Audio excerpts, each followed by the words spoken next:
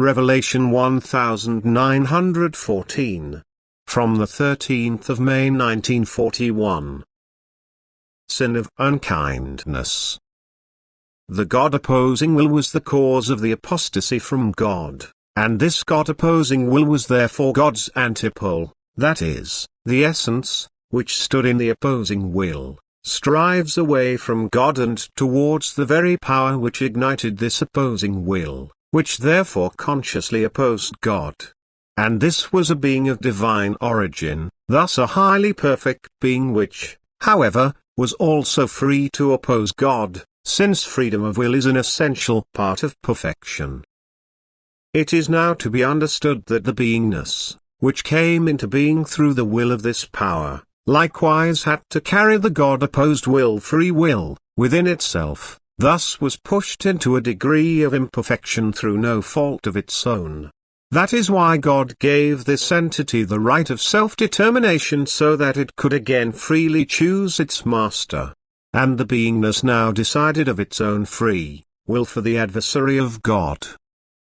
Consequently, it was no longer blameless, for in order to be able to decide, this entity, which carried darkness within itself as a sign of its remoteness from God, had to come into contact with the light in order to also know about it. But it fought against the luminous in order to draw the luminous down to itself, and this was an open rebellion against God. Thus the beingness became sinful. And in order to be able to become free again from this sin of the former rebellion against God, everything was created. Heaven and earth, all worldly bodies, the whole of creation. And now the beingness only ever walks through this creation towards one goal, to come close to God in order to become full of light. In order to become what it once could easily have been but spared. Creation contains the essence within itself which is even further or closer away from God. Yet all essence is withdrawn from the influence of God's adversary as long as it walks the path through the individual works of creation.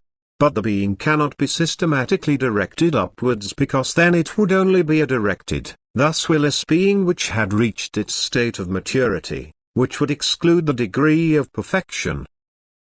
Consequently, its will has to be tested anew whether it decides in favor of God or his adversary. Thus free will must be given to him for a time, and at the same time God's adversary must again be allowed access and influence over the beingness. But likewise the influence of the beings of light is also allowed, so that therefore the being can really freely decide for God or his opponent. And both now unfold their activity and fight for the being which, as a human being on earth, has to pass this test of will. Before Christ's act of salvation, the adversary's influence and power was immense, and the will, although free, was extraordinarily weakened by the very power of its creator. And divine love took pity on him. However, God could not forcibly intervene in order not to make the being's perfection impossible. Therefore he had to come to the being's aid himself. As the representative of these enslaved beings, he had to take up the battle against the one who had bound the will of human beings through his power. He had to wage the battle against him, but fight with means which were the only ones able to break the adversary's power. He had to fight with means of love, for the adversary was powerless against them. And out of love for people, the God-man Jesus allowed himself to be struck on the cross and thereby overcame death, that is the bound will, and at the same time the one who had bound the will. And from that moment on the path was open for anyone who wanted to take this path like Jesus, for he also has to take the path of love, but also in faith in the divine Redeemer of humanity. A person of love will also be able to acknowledge and affirm Jesus Christ as Redeemer, for he is, as it were, in closest union with him if he is of love, that is, if he is lovingly active on earth. The adversary has little influence on him and therefore cannot take away his knowledge of Jesus' divinity. Consequently, Jesus Christ will be recognized as God's Son and Redeemer of the world by all who have detached themselves from the power of God's adversary through loving activity. Those who reject him, however, are still under his influence and thus also still in the bound will. They can only become free from it if they implore the grace of the act of salvation. If they are too weak to resist him on their own authority or to lovingly work the will to take the right path to God will also earn them the strength.